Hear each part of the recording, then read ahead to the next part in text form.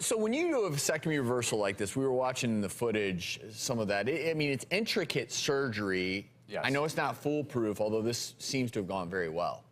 Yeah, you know, a vasectomy done properly is almost foolproof. But a vasectomy reversal, no matter how perfectly it's performed, has a success rate of up to, you know, 80, maybe even 90% in a select couple. In a situation like Slade and Gretchen's, we're looking at somewhere between an expected live birth rate of about 40 to 50%. But the surgery is very meticulous, very technical. The passageway that we're reconnecting is 1/3 of a millimeter in diameter. 1/3 of a millimeter in diameter. Wow. And we're putting several individually hand-placed stitches around that circle in 2 layers. Wow. And when things heal, they scar. And just the slightest increase in scar tissue will block off that passageway.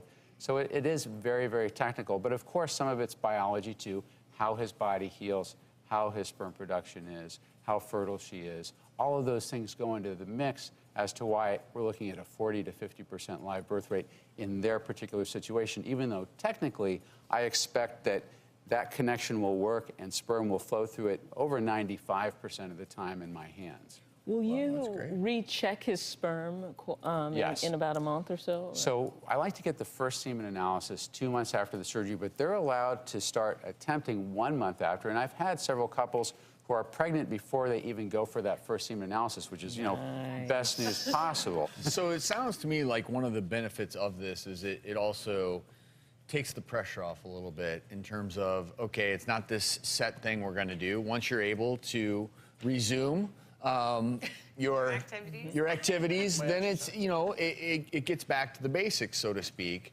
Right. And so is part of your coaching in this, because Gretchen and Slade have been through so much, to not put too much pressure? Not, okay, 4 weeks from now, like, let's go.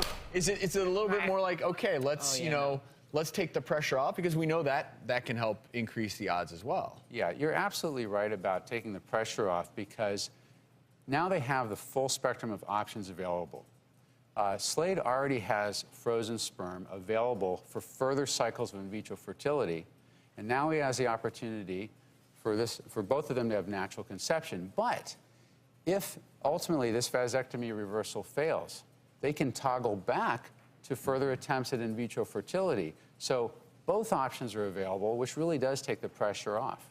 And is it true that Slade getting a haircut will improve the odds? It may improve the odds of him being able to have attempts at natural conception. Very true. It is very, very true.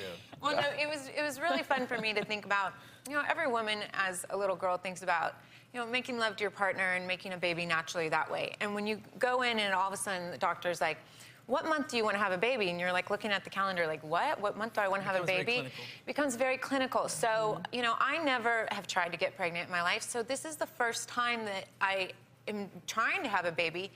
And to be able to have that option back in the situation where we can just try to conceive naturally and be able to make love and have our moment together is really special for me. And, you know, at the end of the day, sex is more fun than progesterone injections. Well, and it's all about options and your individual journey. We want to thank you for sharing it with us. Yes, and best of luck.